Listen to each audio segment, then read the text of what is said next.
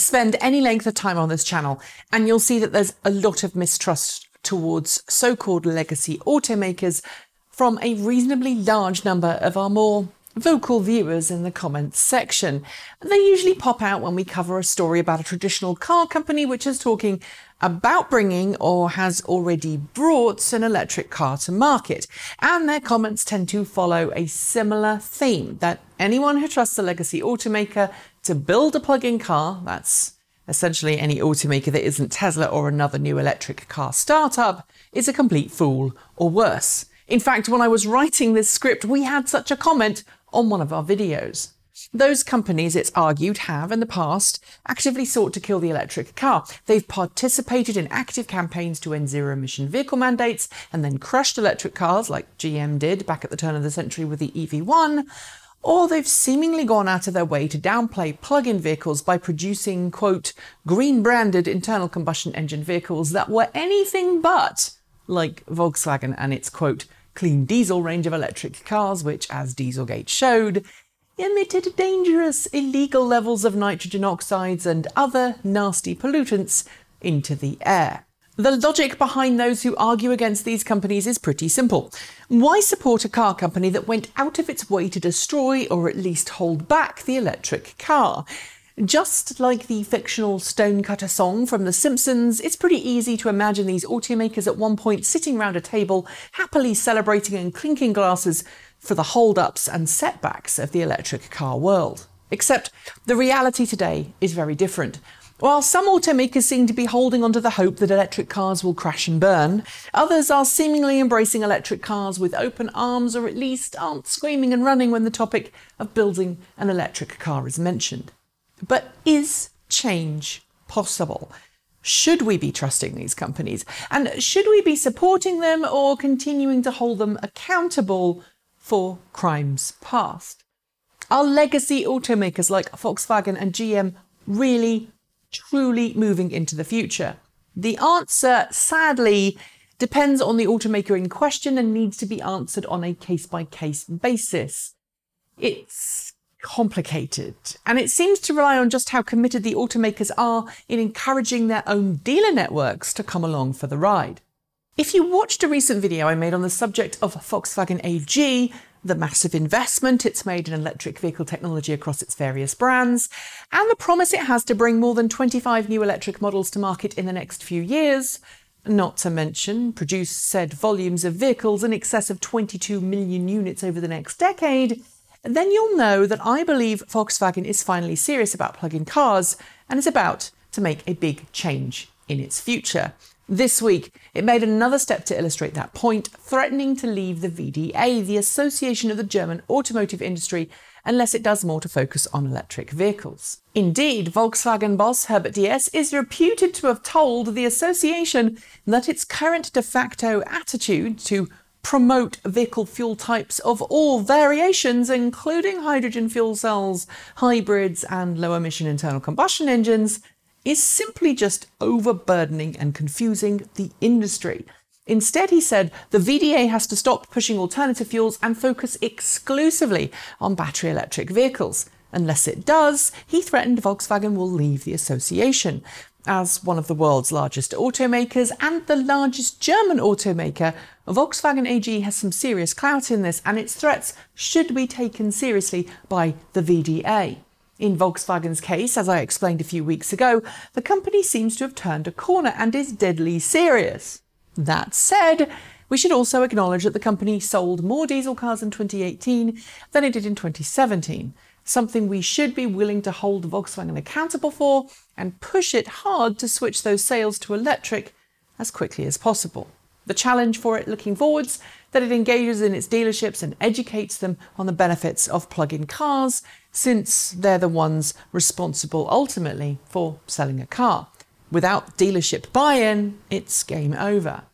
And General Motors, the company that famously killed the EV1, well, while it only has one electric car on sale in North America and is supposedly readying several new models for market, it too seems serious about electric vehicles, with plans for both North American and Asian market EV expansion. Some argue that the Chevrolet Bolt EV is not produced in large enough volumes to prove that the company is serious about the Bolt. and that it's also not spending enough money promoting it. Volume-wise, the Bolt EV does seem to be readily available in some markets and not so easily available in others, and definitely GM could be doing more to advertise the Bolt. Its current ad spend is almost zero, and I want the Korean Bolt-style ads to come here. But GM's biggest problem isn't the car or the production volumes of the Bolt, it's the lack of interest from its dealer network. In areas where it has engaged its dealer network and there's a local demand because of EV-friendly policies, Bolts are reasonably easy to get hold of. In areas where this isn't the case, there's no real pressure from GM to push its dealers in the direction of plug-in cars, and that lays at GM's feet. So while the top brass at GM, Mary Barra and other C-level execs, may be on the electric car bandwagon, its dealer network needs a lot more encouragement and a lot more engagement and a lot more education. The Bolt may never sell in Tesla-like volumes. Some might say that's because it doesn't have the same street cred as a Tesla, nor does it have the same buying experience, which is something Tesla totally got right when it decided to sell direct rather than rely on dealerships. Nevertheless, the Bolt EV is a very good car.